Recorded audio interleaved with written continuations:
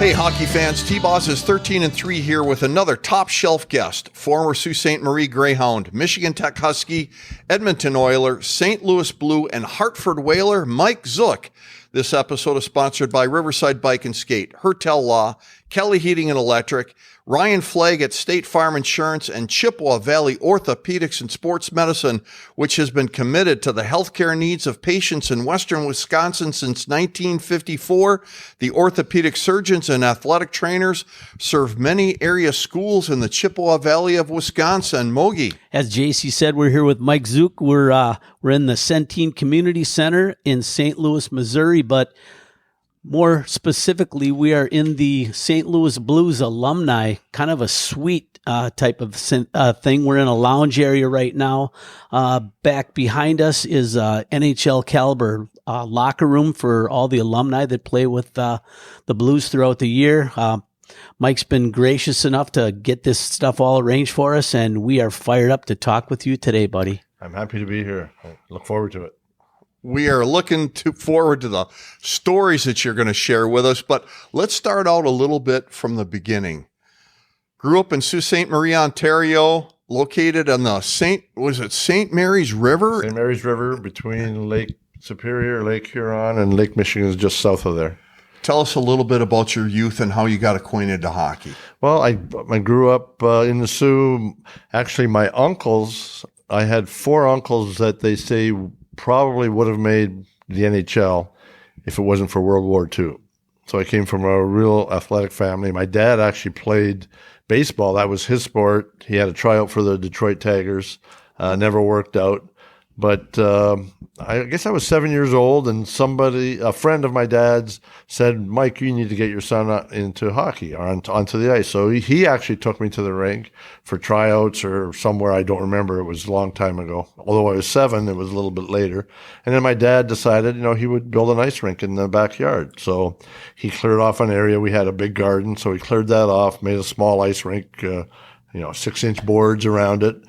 And then decided the next year, well, let's make it a little bigger. So he made it a little bigger, and I made it a little bigger. And then a couple of years later, what he had was probably 5-foot boards around it. He wanted us to skate at night, so he took do you remember the old light bars that came on the cameras on the movie projectors? Oh, yeah. He put one of those on a pole and used that as the lights, strung electricity out there. And then he had the hose in the bathtub because he had to thaw it out so he could make ice every night. Oh, son of a gun. And then from there, it just grew and grew. And eventually, years later, we got screen around it. And then near the end, he had it for about 30 years. A few years before the end, somebody with the Public Utilities Commission, which was a company that did the electric, for the whole city, They decided to put a pole in our yard. So we had a street light in our backyard to light the rink. Oh. So I skated. I'd play, as I got to be Pee Wee, Bantam, Midget, I'd skate 2 or 3 times a week with my team, practice or game, and then a bunch of us would come back to the rink and skate till 11 o'clock at night every night for, 5 months of the year. So when you say a bunch of us, our understanding is you had some notable NHLers developing in that backyard. Well, after I left, my dad kept coaching. He coached me for all, the years up until junior, but he kept coaching bantam hockey, and eventually Ron Francis played for him. And funny story about Ron, my dad wanted everybody to, have a chance to played people equal, and he recognized good talent. And in Bantamere, Ron was kind of a shorter, chubby kid. His mom was Italian, or the family was Italian. He liked his pasta. And so my dad picked Ron because you could see that he was a good player, wasn't fast, a little slower. And my dad pulled him aside one day and said, "Ron, you need to push yourself away from the table a little bit, and you need to lose a little bit of that belly fat you had." So Ron, after my dad said that, Ron used to walk to the rink for practice. He was about a mile away. He'd walk to the rink to get extra exercise. His mom would drive along beside him. And then, Ron played for my dad. People wondered why this short chubby kid was playing, why he would be on the power play just like all the other kids. First year I was bantam. Next year Ron led the league in scoring in bantam. Next year he moved up to midget, led the league in scoring at midget. And then the next year he played junior A hockey, and I think like the fourth year later he was in the NHL. Your dad certainly did recognize and him. Ron would skate all the time, just like I did. After practice, after games, he'd come to the ice rink and live at the rink. And same thing with Marty Turco. Marty Turco ended up playing for my dad in goal. But when he came to the ice rink to skate, he was smart enough. He didn't want to play goal when it was 20 below zero. He'd play out, and that's how he developed the skill. He was one of the best puck handlers in the NHL as a goalie. Wow. And all through your dad's backyard. My dad's backyard, yeah. Grew up on. Do you think that, this is just looking personal opinion, Mogi and I believe in the old backyard rinks and the rink rat kids. I don't think there's enough of that anymore. There isn't. There isn't a place that kids can go out there and skate and have fun and try stuff. Like I said, the size of my rink was about a third the size of an NHL rink, almost like the ADM program that USA Hockey has now. And it was a lot of one-on-one stuff, close areas. You couldn't, now, if a small kid plays in a big rink, the better kids have the puck and the other kids become puck chasers. You only get better with your puck on the stick. And that's what I had in my backyard. And that's why, the ADM program is one of the reasons why we're getting so many, great USA-born players. You got to play for your hometown Sioux Greyhounds in the Northern Ontario Junior Hockey League. I would imagine as a kid, you kind of looked up to those players. Oh yeah. We used to go to the games all the time, and that was your goal, to play junior A hockey for the Greyhounds. Okay. Yeah. What was that experience like for you? It was neat. I had a really good midget year, and my right winger and I moved up to the Greyhounds, and we played well. I actually led the league in scoring that year, and that's when Michigan Tech came calling. I had three scholarship opportunities: Michigan Tech, Lake Superior State, and Notre Dame. And I went to Notre Dame, visited. You had to stay in a dorm for all 4 years, so I didn't like that. And and then Lake Superior was right across the river, and they weren't in the WCHA. WCHA was a top league, and then the Eastern League. I don't know which league it was out east, but WCHA was the top league by far. The CCHA wasn't at that level, so I wanted to go to the top league. So went to Michigan Tech, had a visit. The guys there they were playing ball hockey at D Stadium. And I was in the stands watching, and they were having a great time, good camaraderie. And then that night they had a water polo game against the Michigan Tech water polo team. Everybody was having a great time there. And then they took me to the Downtowner. I think I had my first beer, 17 years old, in the Downtowner. Which still exists. I was probably feeling real good. Didn't drink enough to be hungover, so it was Michigan Tech I wanted to go. And then I met John McGinnis, and then the Student Ice Arena, which is now the John McGinnis Arena, was brand new, and they had a great locker room and everything. So it was a no-brainer. I'd go to Michigan Tech. So that was one heck of a recruiting trip. It was, yeah. Sounds like fun. So who were some of your biggest rivals in the WCHA at that time? We started off, I think our first year was fifth. We were fifth place, so everybody was a rival. But then after that, Michigan State, and specifically Minnesota. The Gophers and our team, Michigan Tech and the Gophers, played for the national championship 3 years in a row, in 74, 75, and 76. And it was funny, we won the league in 74, the WCHA. We won the league. They beat us in the final game for the national championship. The next year, 75, they won the league, and we beat them for the national championship. And the third year, 76, we won the league, and they beat us for the national championship. Oh, so it's pretty neat time. I played with a lot of good players, and Minnesota had a lot of good players that made it to the NHL. How does that feel to be able to say that you won a national championship? Oh, it was so good just to build up to it. And it was in St. Louis, by the way. I got drafted the year before as a sophomore by St. Louis. So I remember driving down the highways and all the guys, Zucker, where are you going to live and all that. And, I had I had aspirations, but I didn't feel like, I was ready for the NHL. But it was just neat to win it finally and beat Minnesota after we lost the previous year. And it was one of the highlights of my career. So 3 years in a row getting to the national championship game, that's unbelievable. So how was Coach McGinnis able to recruit those kind of quality individuals? I mean, that's some high potency talent you had. He had some good assistant coaches. Well, first of all, Michigan Tech, has been around for a while in college hockey. So the network of guys that have played and were around. I want to say Canada originally, but then our second year I was at Tech, we started recruiting out of Minnesota. But Coach McGinnis had a lot of guys around, a lot of assistant coaches that knew where to go to find players. Toronto area, we had a lot of Toronto area kids. Northern Ontario, myself and Jim Mayer, who I played with, was out of Northern Ontario. And then we had a lot of good ex-players in Vancouver or in British Columbia. And we drew a lot of guys. And I think Michigan Tech still draws a lot of guys out of BC. And they have one of the best junior A programs out to the BCHL. Yeah. That's one of the better. I think it's probably third when it comes to places to recruit kids. And it might be up there equal to the USHL now, as far as, because it's a league that's played just in BC area. I think the bus rides are maybe 3-4 hours, and what I've heard is they concentrate on school and they concentrate on skill development. Very important aspects. Oh, Absolutely, yeah. You told us a story when we got together last night of a snowstorm that you guys had up there, and you came out of your dorm or your home and you couldn't find your car. Yeah, well, as you know, it snows just about every day from October to April up in the UP.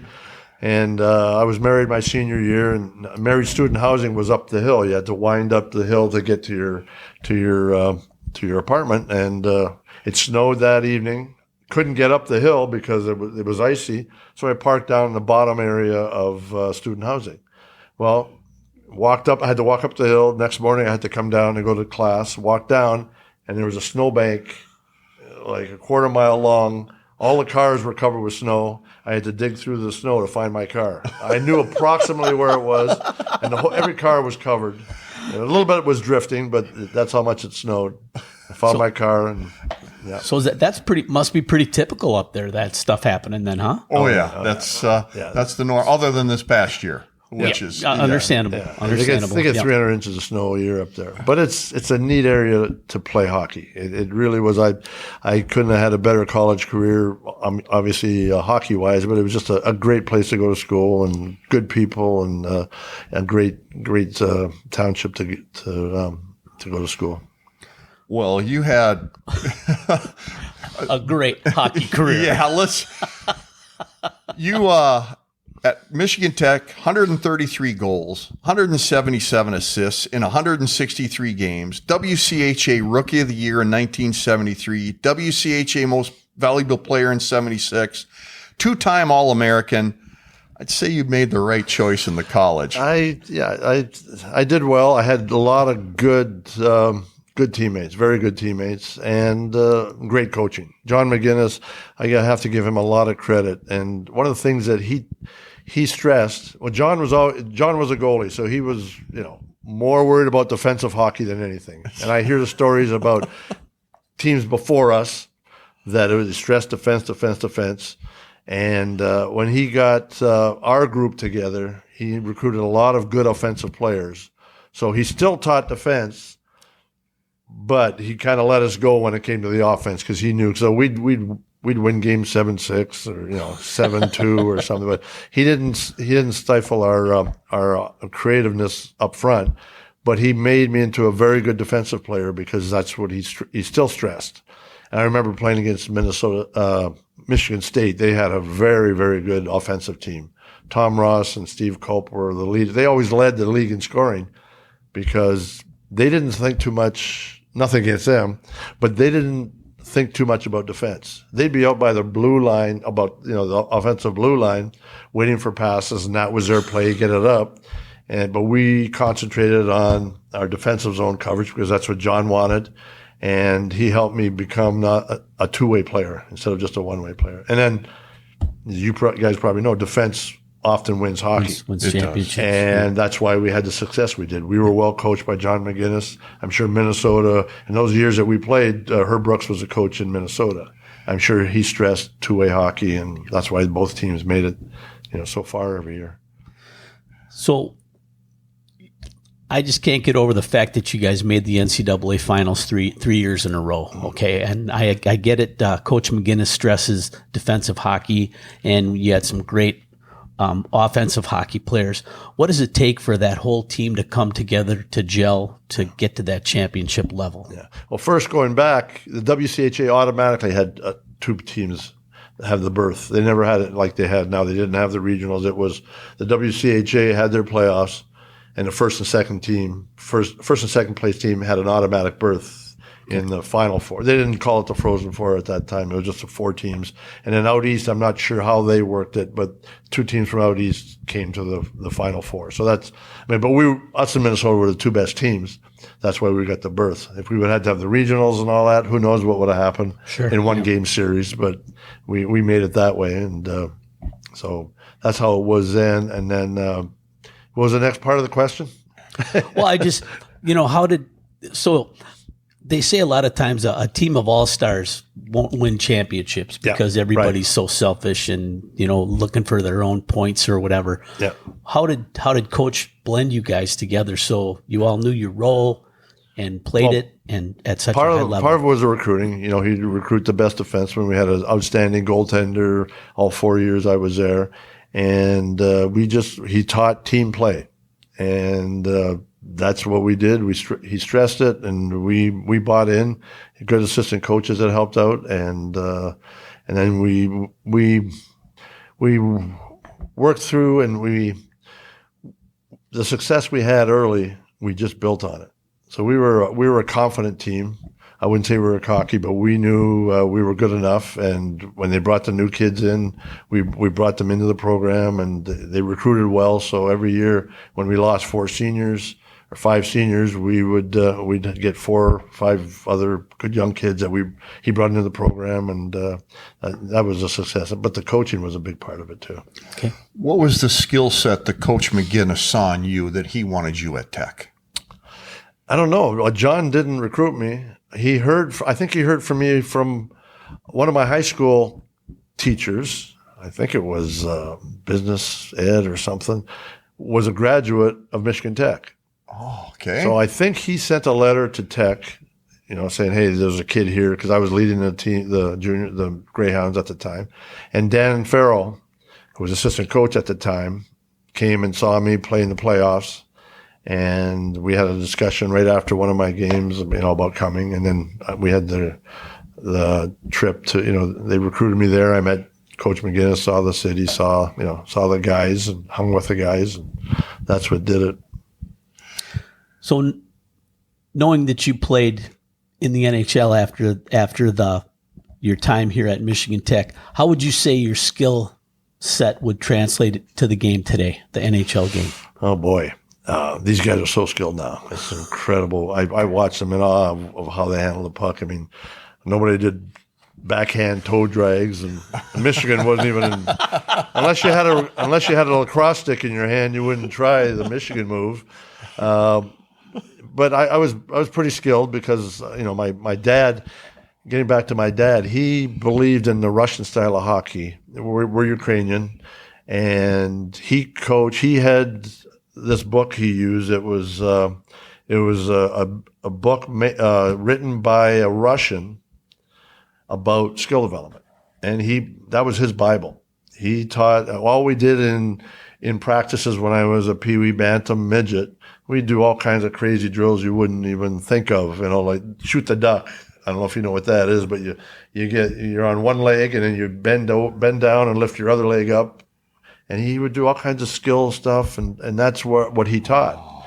So he was ahead of himself when it came to skill development. Because in the old days it was dump it in and go get it, or just nothing really fancy. But he would have us doing all kinds of different drills. So I got to be a very good puck handler, and just had an eye for the net and a nose for the game, and I remember the other thing I did is I went to the Esposito Hockey School for 6 years, and Phil Esposito was with Chicago at the time. Tony, I think, might have been in Montreal and then got traded to Chicago. Wayne Mackey, Chico Mackey, Lou Nanny, Matt Pavelich, who was a NHL linesman. So that was a hockey school they had, and I'd go there for 6 years. Wow. So it helped me to develop a little bit, because those NHL guys, kind of took me under the wing and taught me the right things to how to play the game. It was only a 1 week per summer, but it set that goal for me to maybe I could become an NHL player sometime. Well, Lou Nanny and the Espositos were both from your hometown. Right. All those guys I mentioned were from the Sioux. You think about that. As a young boy, those guys were able to get to that level. So, heck, why wouldn't you be able to? Yeah, exactly. Nice. Yeah. We're going to get back to a couple stories regarding the Esposito School, but I want to touch base on something regarding your Michigan Tech history. You have the record at MTU for the fastest 3 assists in 4:55 against Lake Superior State, most game-winning goals in a season at 8, most points in a season at 104, the longest consecutive point streak in a season at 32 games, and a total career points of 310. Did scoring always come naturally to you? Yeah, I started to become a better. I mean, I was just a natural, or not natural, but just a regular player in Pee Wee. Bantam, I think my second year, I started to become a if you want to call it, prolific scorer. And in the first year of a league, in the first year Bantam, I just a normal player. Second year, I led the league in scoring. Same thing with midget. I'd come in and be a good player. In the second year, I led the team, and then. By then, I think I had developed. I led my first year junior. I led the NOHL in scoring, and then when I got to Tech, I guess I was a natural by then, and I think I led the team 3 out of the 4 years, and like I said, played with good players, but I had a knack for scoring, I guess. But Michigan Tech was on your radar, but wasn't there a guy by the name of Phil Esposito that wanted you to stay back in the Sioux? Right. Well, Phil, the 1 year I played junior A hockey for the Greyhounds. They were in the NOHA, I think. And back then, if you were in the OHL, you couldn't play. You couldn't play college hockey because you were deemed a professional. Yep. So the year I played for the Greyhounds, it was the NOHA, which was Tier 2. So any player in that league could go to college. The year that after my only year in junior A, the Greyhounds were granted an OHL franchise, and Phil Esposito was a part owner in the team. So they were trying, and I was looking at college because that was my 4th year of high school, and Phil Esposito, as a part owner, wanted me to stay in the Sioux, give up my college scholarship in the U.S., and play for the Greyhounds. I probably had 2 more years left in junior, and then they were offering me an OHL scholarship package. And what that is once you're done playing in the OHL, if you don't sign a contract, then they'll pay for your college. But I wanted to play college. I knew about college. A lot of kids from the Sioux went to college, so that was kind of in my where I wanted to go. My dad, even though he let me make my decision, I knew he wanted me to go to college.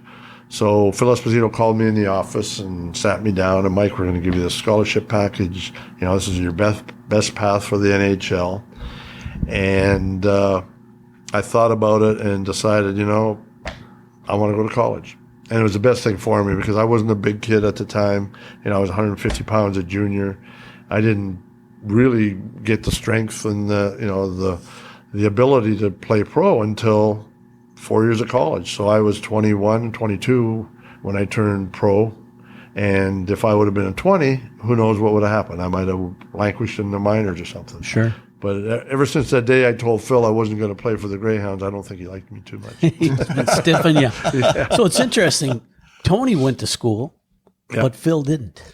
Yeah, Phil he played in the OHL, I guess. And Tony, for some reason, took the scholarship at Michigan Tech. Yeah. Yeah. Interesting. Yeah.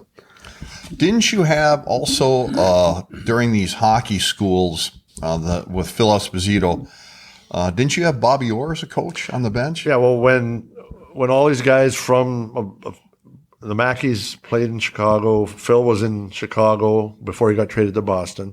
So the first year or 1 or 2 years, he brought Bobby Hull in as a special guest. Bobby never got on the ice, but he was a special guest because Phil played with him in Chicago. And then after Phil got traded to Boston, Bobby Orr would come in, and he'd be on the bench. Usually for the last day of the camp. Every last day you had scrimmage, so Bobby Orr was there and came to the scrimmage, and was great with the kids, talking to them and everything. I remember I told you the story last night.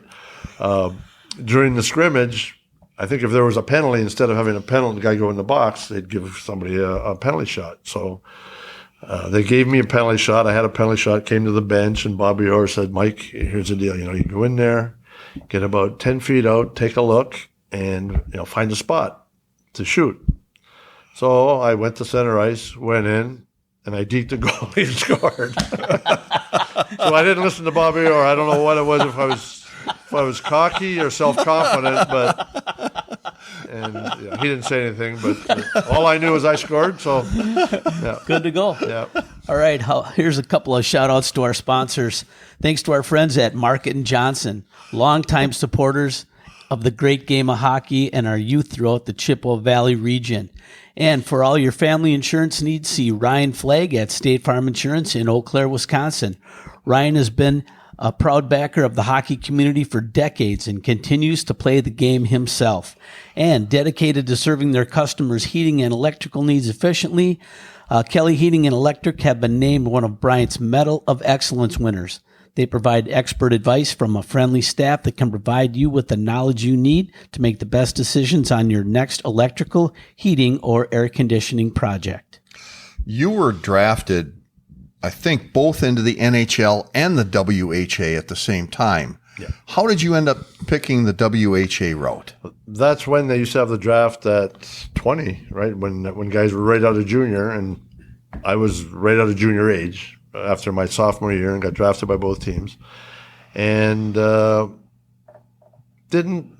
wasn't like I said, I wasn't ready physically to turn pro, so it wasn't even a thought. I had talked to an agent back then. You couldn't have an agent, so you could discuss things with agents. You couldn't sign them as an agent. And he asked me if one guy said, "Do you want to sign with me and turn pro?" And I figured, no, I wanted to get my education, and I knew I wasn't physically ready to turn pro. And then after my senior year, I was drafted by, like you said, the Blues and the Indianapolis Racers in the World Hockey. St. Louis was going through some financial troubles. The Solomons had just sold the team, and Ralston Purina had bought the team just as a civic gesture to keep the team in St. Louis. They were worried about spending too much money. And the year that I was turning pro was the year they drafted Bernie Federico in the first round. And Bernie was a centerman, so they didn't think they needed me. And so I ended up signing with Indianapolis Racers. And then to continue the story that I told you last night, I had a good camp. I mean, I was MVP in the WCHA and did well scoring. But back then, most of the coaches, general managers didn't think highly about college players. There were college guys in the league. Red Berenson was one of the first, and then Keith Magnuson and John Marks, and there were a scattering of college players, but they thought college hockey players weren't that good. And my first coach in Indianapolis was Jacques Demers. And like most of the people that were in the levels of hockey, he took me aside. I had a decent cap, but he said, "Mike, you play college hockey. You only play 40 games. There's not much hitting, not much checking. So we're going to send you down to Mohawk Valley Comets." And the North American Hockey League was their farm team. So I was upset. I thought I should have made it. Knew I should have made it. But I went down there and did well in the North American Hockey League. Brian Conacher was actually the general manager of the team. And funny, Brian, the history, the Conachers have a history in the NHL. Brian played for the Toronto Maple Leafs. I believe he was on the team, the last Maple Leaf team that won the Stanley Cup in 67. Okay. Brian was there, but he was in the North American Hockey League. And he'd drive the Zamboni. He'd be the manager. He was a guy that when it was 3 o'clock in the morning and your bus broke down, he was the guy that the coach called to figure out what to do. But Brian took a liking to me, so he helped keep my head on straight. And I finally got a chance to play for Indianapolis. And the time that I went up at the last half of the year, last third of the year, they moved Brian up from the North American Hockey League to Indianapolis. So he was there when I was there. And the next year, had finished the season. And in the off season, Brian signed with Edmonton Oilers. I think he was the assistant general manager. And he talked Glenn Sather, who was a coach and general manager, into trading for myself and Blair McDonald and one other player, because he knew Blair was a really good player, and he knew that we would help the Oilers. So he brought both of us up there, and I had training camp in Edmonton, made the team, and I got hurt about Christmas time, and in the last half of the season, I led the team in scoring. And so I was a free agent at that point, because my contract was up with Indianapolis or with Edmonton. I was free in the sense that I could either stay in Edmonton or go back to the NHL, but St. Louis had my rights. At the time, Emil Francis was building the team, and he brought in, because the Blues weren't that good that year. I remember the Oilers beat the Blues in training camp. We had a game against them. They came up to Edmonton, and I was ready to play that game. And I had a good I bet you were. Playing that game helped me keep my spot on the Oilers. But so I was a free agent, and the story I told you, and I led the team in scoring at the end of the year. And Glenn Sather sat down with me at one time, and he was good. He was a good coach, very good coach, and he would even play backgammon. Back then, you were playing backgammon. He'd play backgammon with the players on the plane and all that. But he took me aside one day and said, "Mike, you're having a great end of the year with us. We're going to reward you with a 10% raise. That's a lot of money. That's a big increase. We don't usually do 10%, but we're going to give you a 10% raise." At that time, some of the old NHL players that were playing in the World Hockey were making $100,000 a year, and I was making probably a third of that. So he wanted to give me a raise of $3,600. And that upset me, because I knew I was playing with guys that were making over 100. And at that point, I had an agent. My agent talked to St. Louis and talked to the Oilers, and St. Louis offered me a much better contract. And Sather, Edmonton matched it, but at that point I wanted to move to the NHL anyway, because that was the next step. The World Hockey, it was a good league. I'd say the top 3 or 4 teams in the World Hockey could play with most of the teams in the NHL. But I wanted to move up to the NHL, and then they kind of didn't make me happy. They tried to lowball me. I guess he didn't know that a college player could figure out 10% wasn't a big raise. He wasn't used to dealing with those college boys. But then he did a great job after, and I told you the year I left is the year that Gretzky went from Indianapolis to Edmonton, and Wayne had my line mates. After I left, Wayne took my 2 line mates and made a 30-goal scorer into a 50-goal scorer, and did pretty well. So they didn't miss you. No, I never got a call from my line mates. Come back. Didn't work out No, that it way. didn't work out that way. So I just want to ask you one question about your time down in Mohawk Valley. You'd mentioned at one point that you had lived the slap shot life down there. I did. What was that all about? Well, when I got there, the movie was shot the summer before I got to Indianapolis, and a lot of the guys. Well, it was shot in that area, Johnstown and Utica, and so they took a lot of the NAHL players, North American Hockey League players, as extras in the movie. And I was sitting there watching the movie, and there's Frankie, there's so and so, there's so and so, because they were all extras, and you could see their faces. and a couple of them were on my team, so we talked about it. But the production company actually contracted our team, Mohawk Valley Comets, to use our bus. So they used the bus. I actually sat, when we played road games, we'd get on the bus at 7 o'clock in the morning, and we'd drive all day to wherever we played, get off the bus at 5 o'clock and play the game, and then get back on the bus and go to the next location. And so we'd play Hearts. I'd play Hearts from 7 in the morning till 5 o'clock. And then if you see the movie, I sat in the seat that Paul Newman sat in when you see scenes from the movie. And then after we played the game, we'd get back on the bus. So at 10 o'clock at night, we'd play Hearts again from 10 o'clock at night till 7 in the morning.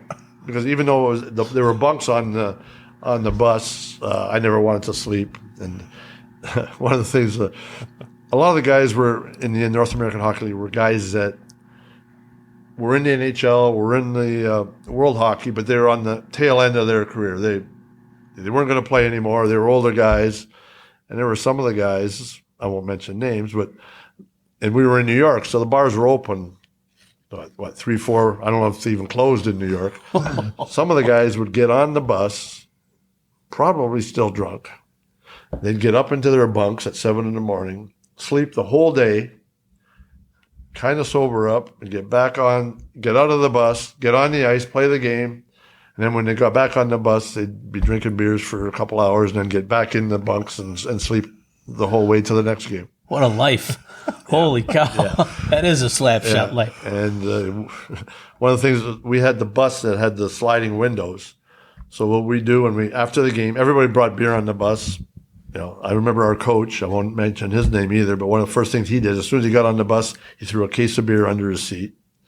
And because he was one of the old players, he was player coach to start with, so what did you do? He had his case of beer on the bus.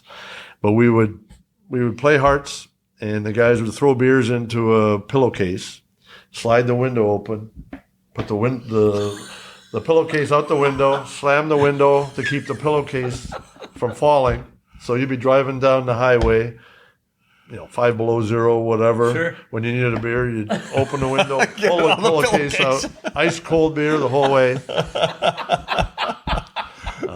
Who needed a refrigerator? Right.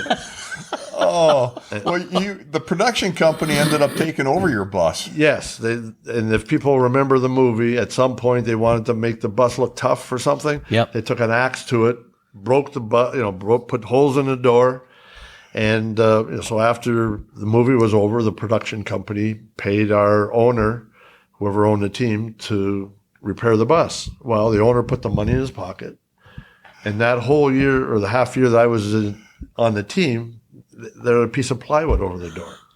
So on these buses, if it was completely closed by the door, there'd be some heat going down from the inside of the bus down and it would keep the equipment fairly warm, I guess. Well, because we had a piece of plywood that wasn't airtight, we'd get on the bus after a game, our stuff was soaking wet, throw it under the bus. We'd be down the highway, 20 below zero, going to the next place. They never unpacked the gear for the next game, so you'd take the stuff off the bus, and your equipment would be frozen. Like, there would be ice in your shin pads. And we had to put it on and play the game.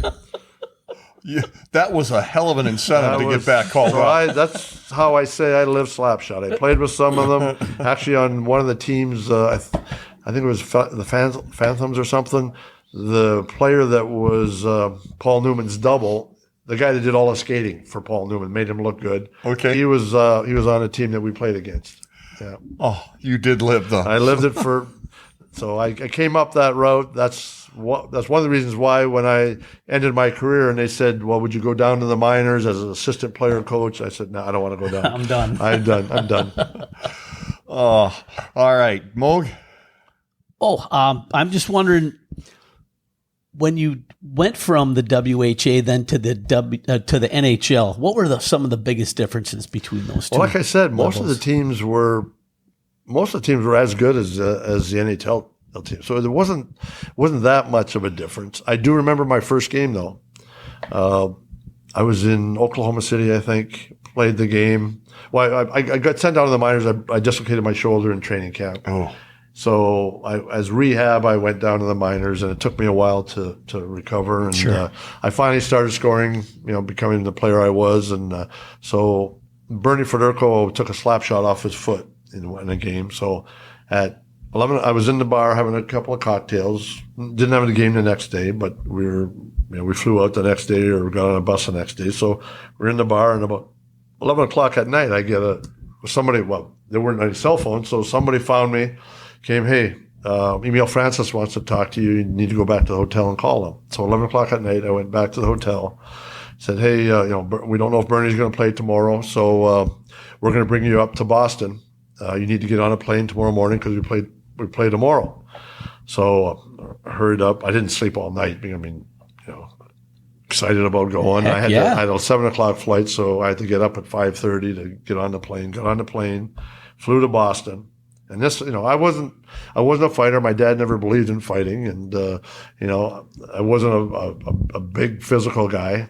So I had to go in. My first game was in Boston Garden against Terry O'Reilly, John Wensick, Stan Jonathan, Wayne Cashman, whoever. They probably had 3 or 4 other tough guys.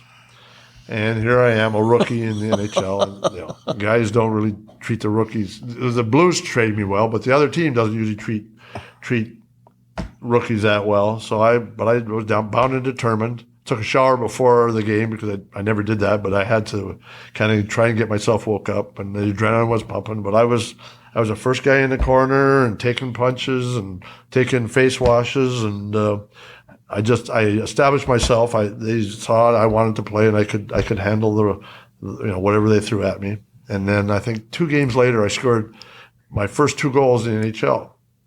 And my first 2 goals in the NHL were against Tony Esposito, who was my coach in the hockey schools. Right. So that was kind of neat. And then now take that story going. 7 years later, 8 years later, I'm in Hartford, and the story on Tony was always that he didn't for some reason, he didn't do well on long shots. You could score with him once in a while on a long shot. So that's what we were talking about in the dressing room. He was in Chicago Stadium. So, and I wasn't a big goal scorer back then, or later in my career, because I was on a defensive role. I'd play against the top teams, top lines on all the other opposition teams. So I wasn't worried about scoring, but I came across the red line, took a slap shot. It squeaked through Tony's pads, scored on him from the red line. They pulled him right there. And Tony never played another NHL game. No.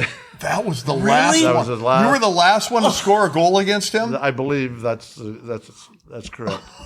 Well, I got my first 2 goals. Red line. Yeah. That's awesome. Wow. Well, you mentioned that you were assigned to play against some of the toughest lines. And I'm guessing that was both when you were with St. Louis and Hartford. But tell us, who were some of the lines you had to go up against? Well, I give a lot of credit to Barclay Player, too, who was the coach of the Blues at the time when I came up. He saw something in me. He knew I was a good 2-way player. I was still, I played probably the first 2 or 3 years behind Bernie. Bernie was the number 1 center. I was probably number 2. But Barclay understood I was a good defensive player. So give him credit. I don't know if it was his first training camp or first couple of weeks of the season. It was the next season when they knew I was a player and I was going to play. He put his arm around me and said, Mike, I know you play a good two-way game. I'm going to put you against all the top lines that we play against. So back then when we went to LA, I played against Dion, Simmer, and Taylor. Played against Perreault, Martin, and Gilbert. Gilbert, Perreault, Martin, and René Robert. Montreal played against Lafleur, Schutt, and Lemaire. So that was my job, to go out there and try and we weren't a great team at the time, but we became competitive. And then after that, we were a good enough team that we didn't really have to concentrate on the top lines. We had a good enough team that we could go head to head with any team. Well, when you came into the Blues organization, they weren't a powerhouse, but you played there for 5 years, and you guys made the playoffs for the 5 years. Yeah, the first year I played there, we were still rebuilding. And then from there, we got good draft picks. We had the first round draft pick. The first year I was there was Wayne Babbage, and the next first round draft pick was Perry Turnbull. And then Emile Francis brought in some journeyman guys, some good guys that knew how to play the game. And I have to give him credit. He was one of the first guys in the NHL that recognized college hockey players were pretty good players. Because we had, I think, 5 guys on our team were college players. Mike Lee was in goal from Bowling Green. Jack Brownscheitel played 3 of the 4 years I was in college. Jack was out of Notre Dame. He played with us. Craig Norwich out of Wisconsin played with us. I'm not sure who else, but maybe there were only 4 of us. But he recognized that college hockey players were pretty good. And then we got better and better because we were a young team. And 80-81, we had our best year. We were fighting with the Islanders for first place up until the last 5 games of the year, and then we ended up in second place. And unfortunately, we lost in the second round of the playoffs to the Rangers. But we became better and better every year because we had a young team that he kept together for most of the time. So you talk about college players having a rough go at the NHL. Coaches didn't really think they had what it took. Right. So what about U.S. players? Back in that day, there weren't a lot in the NHL, although we see a huge amount of them now. What was that like back then? The big, obviously, like we talked about Minnesota, like the Gophers had, I believe they only had USA born players on their team because they could, they were in the heart of Minnesota, and sure. Minnesota players were starting to be very good at the time. So, our team at Michigan Tech was probably 90% Canadian. And Herb's team in Minnesota was 100% U.S.-born guys, and so they started to get better. But the transition, I think, the NHL started to recognize that college players could play was when the '80 Olympic team won, and from there, Morrow won the gold medal in Lake Placid, and then the Islanders brought him up, and that's the first year that the Islanders won the Stanley Cup. And Morrow had a great career. And then Mark Johnson, there were a ton of them. I can't name all the names, but a ton of those guys ended up playing in the NHL and had good careers. Dave Christian was one of them, I remember. Pavlich with the Rangers. Mark Pavlich was a good player. And not only good players, but players that had long careers. So at that time, when I first turned pro, there were probably, I'd say, 2% of the guys were college players. Now it's 35% of the NHL players are college players. Sure. Yeah. So the transition, the college hockey was recognized more and more for players playing, and then just the spread of NHL teams in the U.S. And then guys, what happened here in St. Louis, guys that played in the NHL started coaching. There were guys ahead of me, Blake Dunlop, Bruce Affleck, Larry Patey, Neil Komodowski. They were ahead of me. They retired before me and coached youth hockey in St. Louis, put the kids on the right path. And then myself and Perry Turnbull, our kids were the same age. When we retired, we coached. And then Rob Ramage, Basil McRae, Kelly Chase, Al McGinnis, we just go on and on. Our alumni are very involved. Right now, Andy McDonald, Barrett Jackman, 2 or 3 other guys that played in the NHL are coaching. And that helps to give that kids a carrot to know that they can make it and teach them the right way of playing and teach them the skills, because all of us know you need to learn the skills to be a better hockey player. So a lot of our practices, or mine were, and the guys now coach, it's all about skill development. Going to give a quick shout out to a couple more of our sponsors. Riverside Bike and Skate, Eau Claire's Hockey Headquarters, which is the oldest hockey store in the state of Wisconsin. Buy hockey gear from the people that play and know the game. And don't forget about their bicycle sales and service, as well as your paddleboard sports center for kayaks and canoes. And also Hertel Law, the law firm you want on your side. Focusing on criminal defense and personal injury, Harry Hertel has been obtaining results for clients in the Chippewa Valley since 1981. When you need legal help, if injured or accused of a crime, call 715-832-4330 for a free in-person consultation. So, Mike, you talk a little bit about how a lot of the the Blues players, when they retire, they stay here, and then they get involved in the community, and they do a lot of coaching, and the evidence of what they've done is showing on the walls. When you took us on a little tour, you showed us the plaques with all the kids from St. Louis making it to the NHL. There's pictures out there. So we're in this Centene Center here.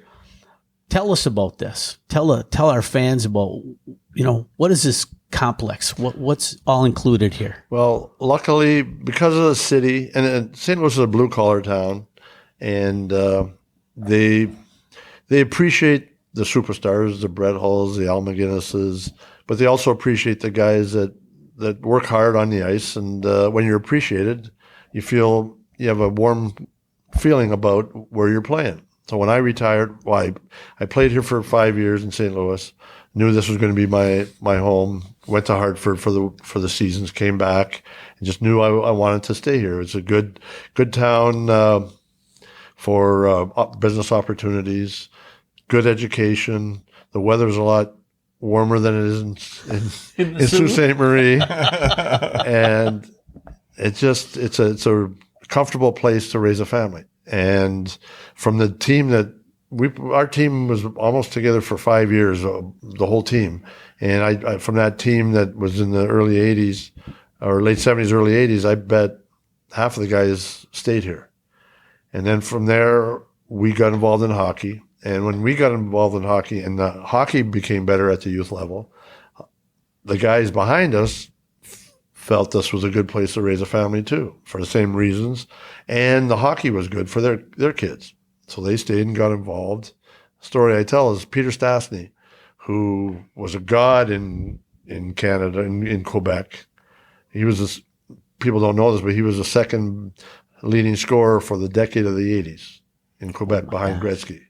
So Peter he was a god in Quebec, played there 5-6 years, and then got traded to New Jersey, and then got traded to St. Louis, played maybe 20 games here. Peter decided to settle down here. And that's where his son Jan, and Paul, who made the NHL, grew up here and played youth hockey here.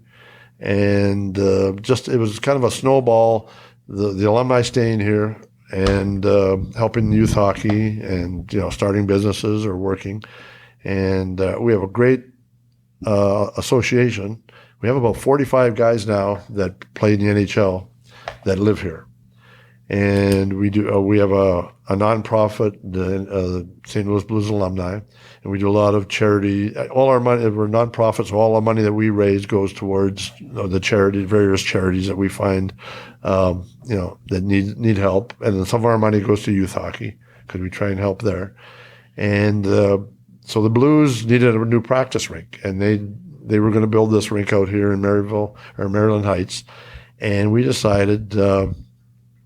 Because the facility that we were practicing in was torn down, that's one of the reasons they built this rink.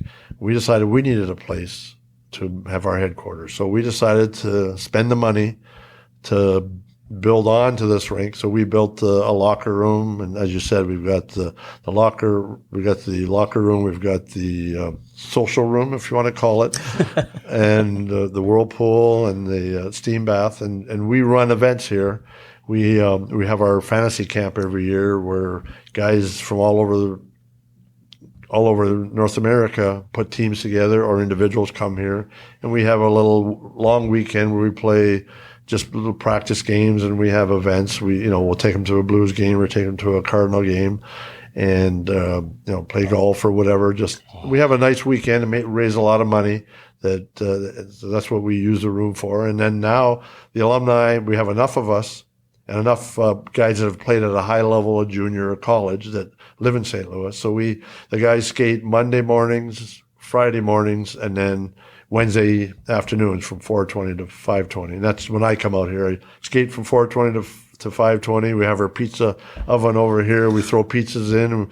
Anheuser-Busch is our sponsor, so we have a couple of beverages around. A couple of hockey pops. Yeah, and we just have a great time, and it's a great situation for us. And the NHL alumni look at us as the premier alumni association, and there may be more guys in Toronto or Montreal or Boston, but we're the bellwether, if you want to call it that, of how an NHL team should get together with their alumni.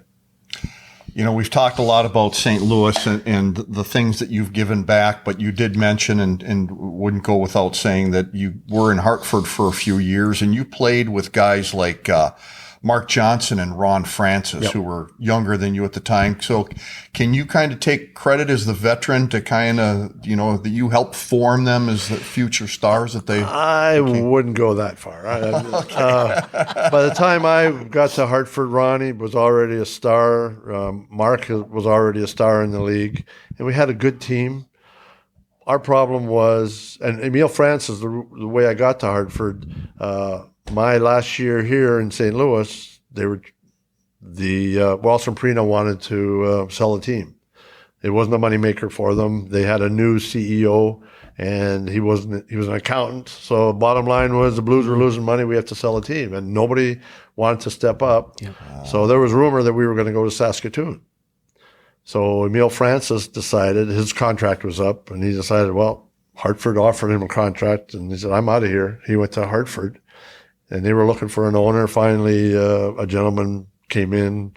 He got a great deal on it. I think he paid like $3 million for the team and the rink. But he saved the team from moving. But come training camp the next year, they brought a guy in from junior by the name of Doug Gilmour. So for less money, and they saw that he was a good player, they elected to keep Doug Gilmour, and I was put on waivers with two other guys, and all three of us were picked up. Emile Francis was in Hartford. In training camp, their penalty killing was terrible. So he knew I was a good penalty killer. Mike Crombeen was a good penalty killer. So he brought us, and then there was a guy in the minors that played a little bit with St. Louis, Bob Crawford. He picked him up to go to Hartford, and Bob played 5 or 6 years in the NHL, became a good player, but he had the chance to play. Mike and I were on that defensive line. And once again, I became the guy who went on the ice against the top players, top lines at the time. And Emile Francis helped create make the Hartford Whalers become a better team. We didn't make the playoffs. The first 2 years I was there for two and a half years. The first 2 years we didn't make the playoffs. The third year, when I guess I was getting slower or wasn't playing as well, Emile Francis traded for Doug Jarvis. And Doug Jarvis came from Washington and basically took my place as a defensive center. And he was a real good defensive center. But we had a good team, but at that time it was an unbalanced schedule. Similar to what it is now, but it was within your division. And our division had the Montreal Canadiens, Buffalo Sabres, Boston Bruins, and Quebec Nordiques. And those 4 teams were probably in the top 6 in the whole NHL. But it was divisional play, so you'd play them, 8 times, and we'd come out here, we'd beat St. Louis, we'd beat Vancouver, we'd go to LA, we beat all the other teams, but within our division, we couldn't get the points to make the playoffs. Couldn't get over that hump. But getting back to Ron, they were already established players. But I was the defensive center, and get out there whenever Gretzky's out there, get out there whenever Lemieux's out there, I forget who the other guys were. Those were the top players. So my line had to go out and check them, and they weren't worried about me scoring at all. It was get out there, and I was a good face-off man. So even though Ron Francis and Mark Johnson were on the team, Jack Evans, the coach, sent me out to take every face-off in the defensive zone. So I went out there, and so I think maybe Ron Francis and a couple of the other guys realized maybe it was good to be a good face-off man. Mm-hmm. And I heard after that Ron Ron became a good face-off man. And, I mean, you can't say enough about what Ron Francis would. He helped Pittsburgh win those Stanley Cups. Oh, yeah. What a bad trade that was, Pittsburgh and Hartford. So I didn't really mentor them. I just worked hard, and maybe they saw that being a defensive player made you a valuable player. And I added 3 years, those last 3 years, I added to my career because I learned how to play defensive hockey. And I could play both ends of the ice. And that goes back to learning from John McGinnis that, weren't just an offensive player, you had to play good defense. So word has it that you had a little run-in with Gordie Howe at one point during your career, too. Well, how'd that go? So I was in Edmonton at the time, and Gordie was playing for Hartford. Him and Marty and Mark played for the Whalers, and partway through the season, I played with George Lyle. George had 44 goals just like I did our senior year, and he was a good player, very good player. He signed with Hartford. When I was in the minors, George was playing for the Whalers, and George ended up winning the Rookie of the Year in the WHA that year. But that was my first year. I was in Hartford, or I was in Indianapolis. The next year, when I was in Edmonton, played the full year while we're playing against the Whalers in Edmonton. And the end of the first period, George was on the team with Gordie. End of the first period, siren sounds, a whistle blows. I was kind of getting the hash marks in the offensive zone. So I make a turn into the corner, and Gordie was right ahead of me, kind of making a turn. Probably 5 seconds after the whistle, boom, I get an elbow right in the mouth. Because Gordie was well known to be, I don't know if you don't want to call it cheap, but tough, and he liked to throw the elbows. Yeah. So I turned at the referee, and the referee's laughing at me. In other words, it's Gordie. What am I going to do? So I was upset. A little bit of bleeding in my mind. I was upset that game. And so the Whalers stayed in town that night, so I went out for a beer with George. And we're sitting there talking. And he said, yeah, Mike, Gordie came back to the locker room and said that was one of the best elbows he's thrown in 10 years. So I can say I received an elbow from Gordie Howe. And one of the best. And then years later, when I got to Hartford, Gordie had retired, and he would come on the ice and skate. And he actually my daughter was born in Hartford, and him and Colleen, Gordie signed one of these cloth books to my daughter, best wishes, Gordie Howe. Oh. So it's kind of neat being around Gordie, after his career was over. Nicest man you ever want to meet. But on the ice, he was as tough as anybody and mean. I didn't tell you a story last night, but I heard a story about Gordie. He was playing, it might have been in Houston, or it could have been Hartford. Anyway, there was a scuffle. Somebody was fighting or taking advantage of Mark, I think, was on the ice, and the guy was on top of him. Gordie skated up, put 2 fingers in the guy's nostrils, picked the guy up off the ice, and said, "Don't you ever touch my son again." Wow. Man. That was Gordie Howe.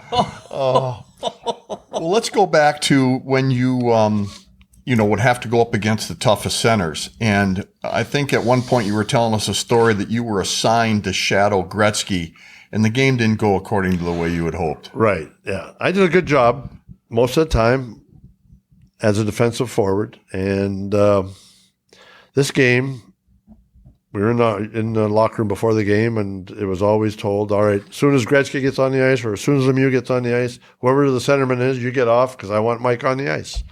So first period, we're going through the first period. I'm on the bench.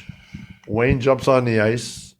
I'm still on the bench because the play was moving into our zone. You couldn't change. Gretzky goes in, scores a goal. I was on the bench, okay. Later, second period, and I used to kill penalties too because I was a defensive forward. The Oilers have a power play. Wayne's got the puck in the corner in our end. I'm up at the point because that was my assignment, right? That was my job. Wayne passes a puck from the corner out to the front of the net, goes off our defenseman's knee and goes into the net. So there, Wayne's got 2 goals. And funny, but at the time I was also on the power play. Even though I was a defensive player, I was on a point in the power play because I did that in college and junior.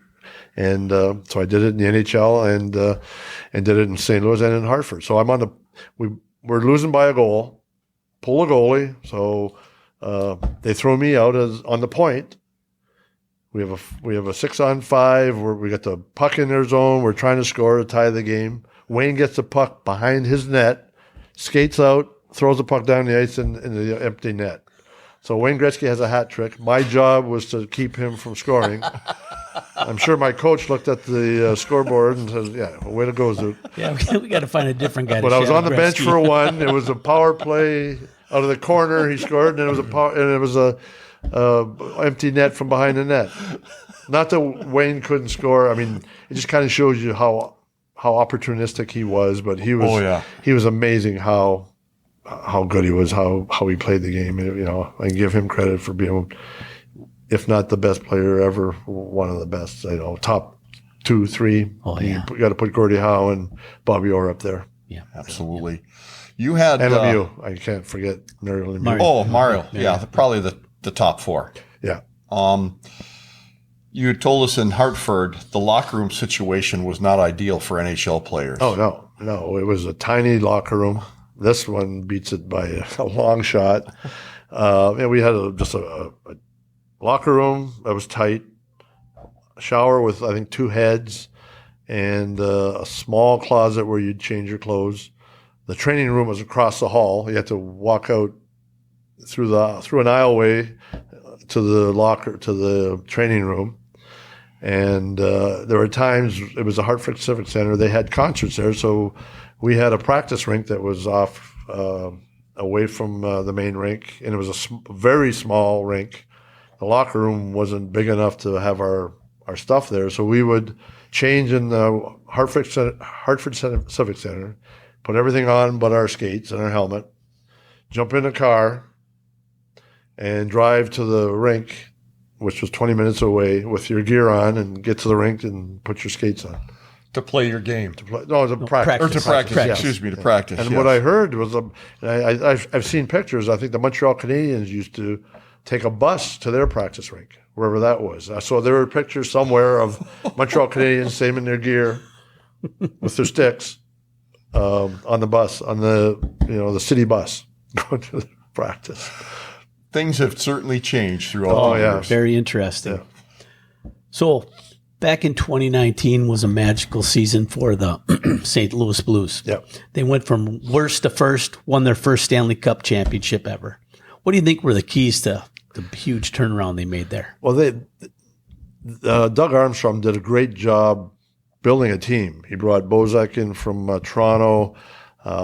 He made the trade for Ryan O'Reilly, which was huge. I think it might have been coaching to start the year. Craig Berube took over maybe a third of the way through the season, and they had maybe 3 or 4 goalies come in.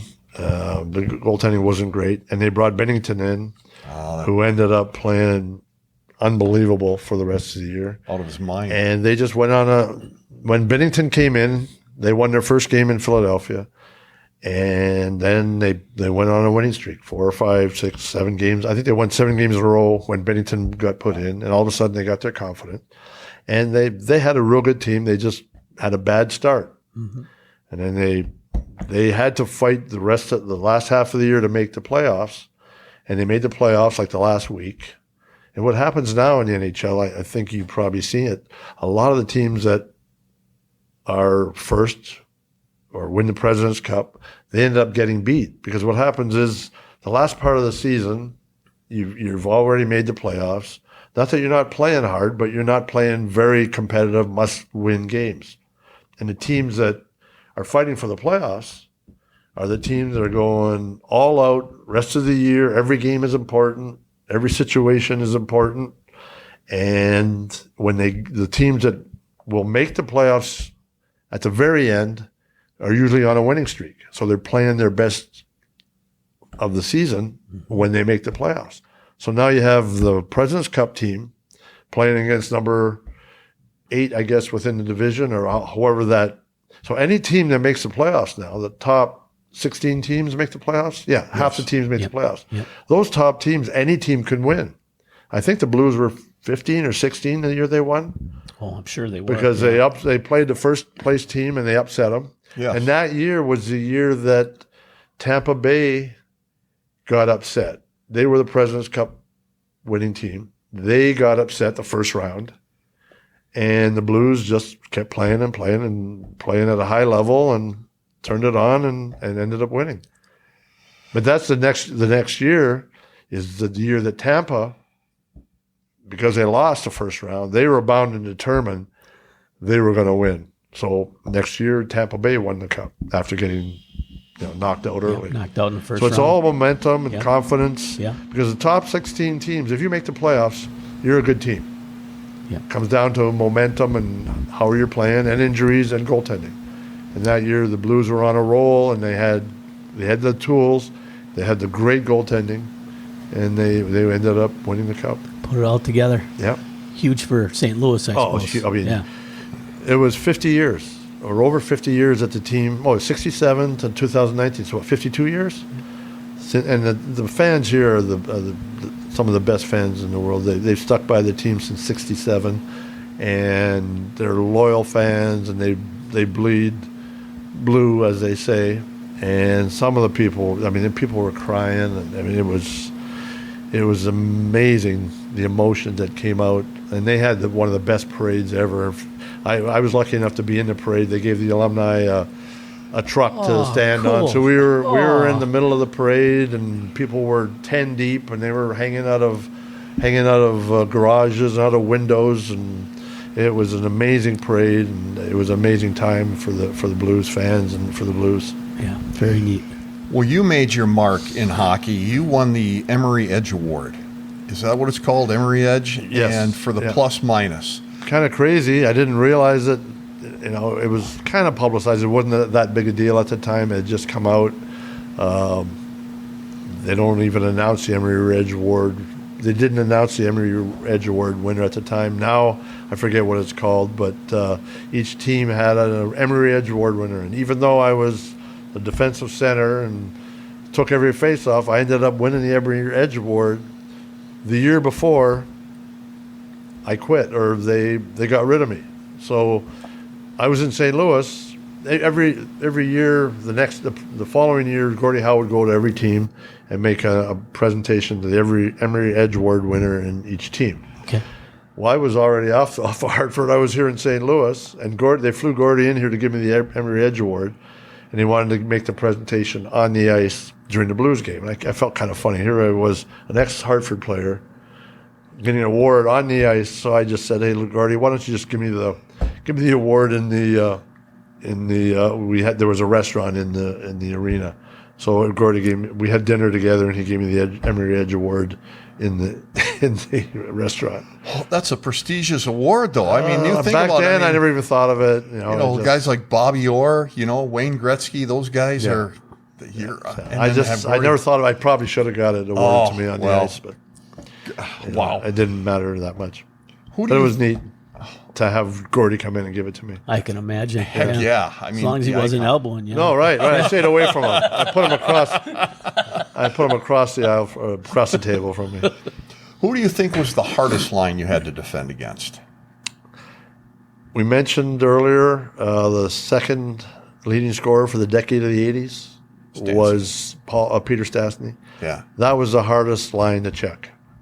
Because Peter was unbelievably skilled. He played with his brothers, and they just had a chemistry. And they had one of the best power plays ever. It was hard to defend against them because they worked the puck down low. And as a forward, you watch the point. So it was hard to defend against them down low. And they had the knack of small passes, short passes, saucer passes, and they were incredibly hard to defend against. But Peter, against Gretzky and against Lemieux, all you had to do was know where they were, take them out of the play. Like when Gretzky had the puck, I knew where he was. He'd make a pass. I'd make sure I stayed with him and kept him off the scoreboard most of the time. And he wouldn't fight through the checks. He wasn't a tough player at all. And same thing with Lemieux when he first started. But Peter Stastny did not like it when you got in his face and got in his way. He'd cross-check you. He would chop you. And he was a strong, tough player. So because of his skills and his tenacity, he was the toughest guy I had to try and defend against. And in the early, I defended against Lemieux his first couple of years. And the story's out there. Lemieux was a great player, scored points, but he never was a tough player.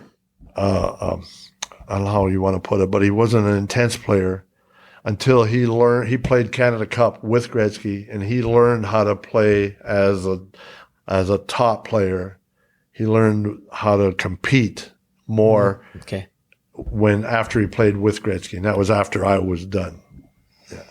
But hey, you still got to go up against some of the best. Some of the best, yeah. Oh, some of the best.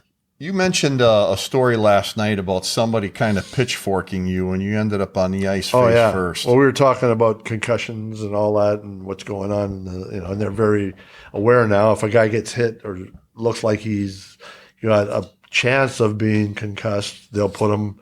They have the protocol. They bring him down to the locker room and they'll test him. They do the baseline testing at the start of the year. So I don't know what the test is to see if a guy is concussed or not, or if he can come back on the ice. But back then, you never thought of it. So my last year in St. Louis, it was Jerry Korb, because I remember Jerry. He was another guy from the Sioux. He was a veteran.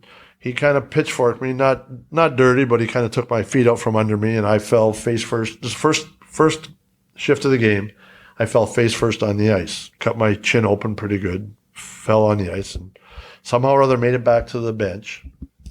And they realized I wasn't quite ready to play. But I sat on the bench. This was at home. I sat on the bench for the whole period. They had the gauze on me. They were checking on me a little bit, maybe not. And then the buzzer goes at the end of the first period. And this is after I've been there for 5 years. I knew where I did know where the locker room was, but at that moment I did not. I had to ask my teammate, where's the locker room? How do I get off the ice?